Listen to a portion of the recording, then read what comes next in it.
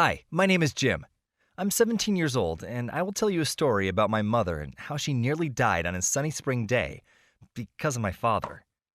Oh, yes, strange things do happen. On that day, my mother received a message on Facebook about how her husband had checked into a motel room near the highway, and it seemed that he wasn't alone there. So she left her house and walked through town to get to the motel. It was hard for my mother to walk past our neighbors' houses as they watched her from the windows. Somebody even left their house to take a closer look. And it's no wonder. My mother had literally led an almost hermetically sealed existence, locked away from the world for almost 3 years. For her, each step was almost excruciating, and it didn't help that they were all looking at her with judgment and disgust. Maybe it wasn't true, but this was probably the reason why her heart was beating faster at that moment, which eventually resulted in her heart attack near the motel. Oh, one last thing I haven't shared. My mother weighed more than 500 pounds. A long time ago, our family life was perfectly normal. I wouldn't necessarily say that we were particularly happy, but everything was normal. My mother, father, and my three younger brothers and sisters lived together in a small house on the outskirts of a little Texas town. The only person who earned money in our family was our father. My mother was a housewife and never worked, and honestly, we could hardly make ends meet with our father's salary. He didn't have a profession that was in high demand, and the unemployment rate in our town was high. So our family was pretty poor. But still, I don't remember that I was really in need of anything in my childhood. It wasn't until the age of 12 that I understood what real poverty meant. My youngest brother was less than 6 months old when our father dumped our family. I don't remember exactly how it happened.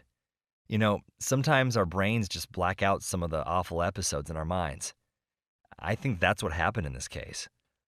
All I remember now is that it was late at night when my father packed his things and left in his old car, leaving the garage open. And in the morning, Mother found a note there. It said that he couldn't live with us anymore, that this life was eating him up and he could not stand this endless family routine that didn't bring him any happiness. That was why he was leaving us in order to move to South America, while it was not too late, at least for him. Father didn't leave us any contact information, so we never found out if it was true or not. He didn't even tell us the name of the country he was going to. My mother was broken, and the news had nearly killed her. For two reasons. First, after her husband just up and left, she was all alone, with 4 kids, with no work, with no money, and even without a car. Second, everyone in our town immediately found out about my father's disappearance in detail, including the contents of the note he left. Well, you have to understand, when people know each other for so many years, it's hard to keep this news a secret. News would spread immediately, even when our parents were little. And now that every house has the internet, it's even worse. My mother was ashamed to have been dumped, and she really felt humiliated. Well, from that day on, I suddenly had to grow up. I was the oldest man in the family. Now I had to take responsibility. Of course, I couldn't take on a lot when I was 12 years old. So for some time, our family barely existed on government assistance. But as soon as I could start working officially, I got a job at the nearest car wash, where I've worked until now. Work was not too hard, and the owner of the car wash was nice to me, but I didn't have any free time. I was always busy, at school, at work, or at home, where I had to share all the housework with my sister, cleaning, cooking, and looking after the younger ones. You might ask why I had to share all this with my sister. The thing is that my mom just completely stopped being herself and wasn't able to take care of us. For several years after my father left us, my mom tried to hang in there, but she couldn't fight her depression any longer. She became very sad. She even had problems going out to eat because she thought that everyone in town would look at her, some with pity, some with mockery. Both were unbearable for her. So she spent most of her life on the sofa, watching TV or surfing the internet with our old, barely working laptop.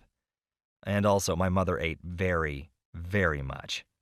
The cheap junk food that she could afford gave my mother enough courage to survive yet another day. It was very sad.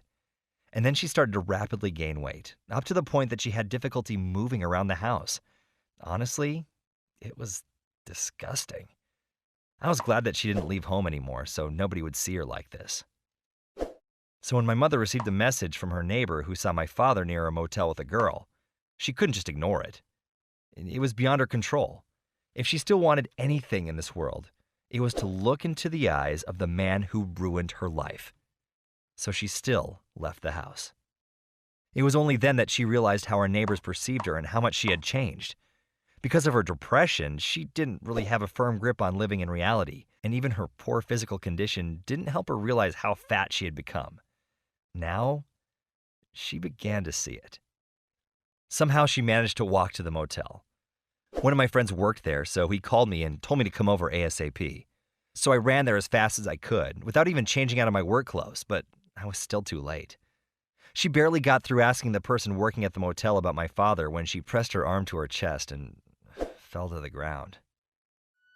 Thank God she lived until the ambulance came, but it still was a heart attack. It's been several months that my mother's been in the hospital. By the way, our neighbor was wrong. That was not our father at the motel. Just a man who barely resembled him, but, everything that happened turned out for the best. All that stress finally shook my mother, and she came out of the spell of depression she had been under. So now she's ready to be treated for obesity and the depression that caused it. And now she really wants to return to a normal life, so I'm hoping that everything will be fine. I hope you've never faced any of the problems that my family did, but maybe you need to share your stories too.